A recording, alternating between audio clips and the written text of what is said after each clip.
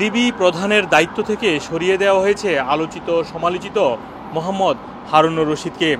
তাকে ডিএমপির অতিরিক্ত কমিশনারের ক্রাইম অ্যান্ড অপারেশনের দায়িত্ব দেওয়া হয়েছে।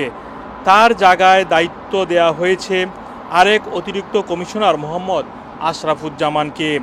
আপনারা জানেন ডিবি হারুন গত কয়েকদিন ধরেই আলোচনা এবং সমালোচনার জন্ম দিচ্ছেন।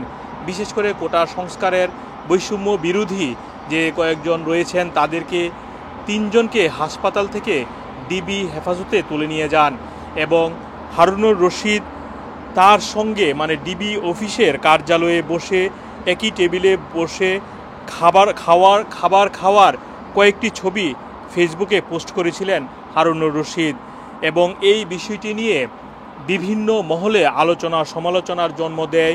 পাশাপাশি হাইকোর্টও উম্মা প্রকাশ করে গত সোমবার একটি রিট আবেদনের শুনানিতে রাষ্ট্রপক্ষ 6 সমন্বয়কের কাঁটা চামচ দিয়ে খাওয়ার প্রসঙ্গ তুললে হাইকোর্ট বলেন, এগুলো করতে আপনাকে কে বলেছে? কেন করলেন এগুলো? জাতিকে নিয়ে মস্কারা কইরেন না। যাকে নেন ধরে একটি খাবার টেবিলে বসিয়ে দেন। এই বিষয়গুলো নিয়ে হাইকোর্টের পক্ষ থেকেও এভাবে উম্মা প্রকাশ করা হয় হারুনুর রশিদকে নিয়ে। এরপরেই 14 দলের বৈঠকে হারুনুর রশিদকে সরিয়ে দেওয়ার বিষয়টি আলোচনায় আসে। এছাড়াও সম্প্রতি হারুনুর রশিদকে নিয়ে একটি ভিডিও অনলাইনে ছড়িয়ে পড়ে যা নিয়ে বাহিনীর মধ্যেও আলোচনা শুরু হয়। এর মধ্য দিয়ে ডিবি হারুনকে সরিয়ে দেওয়া হলো। আপনারা জানেন বাংলাদেশে কোটা সংস্কারের যে আলোচনা চলছে সেটি নিয়ে কয়েকদিন ধরেই নানা ধরনের আলোচনার জন্ম দিয়েছিলেন ডিবি হারুনুর রশিদ।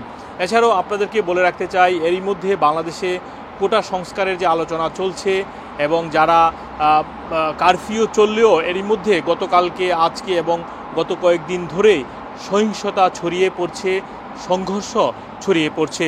শিক্ষার্থীরা বিভিন্ন বিশ্ববিদ্যালয়ের শিক্ষার্থীরা আন্দোলন করছেন এবং সেখানে পুলিশ বাহিনী এবং অন্যান্য সরকারি আইনশৃঙ্খলা বাহিনীর সাথে সংঘর্ষে জড়াচ্ছেন।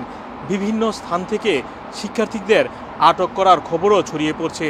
আজকে সিলেটে শাহজালাল বিজ্ঞান ও প্রযুক্তি বিশ্ববিদ্যালয়ে শিক্ষার্থীদের সাথে সংঘর্ষ জড়িয়েছে এবং সেখান থেকে আটকের ঘটনাও আমরা শুনতে পেরেছি।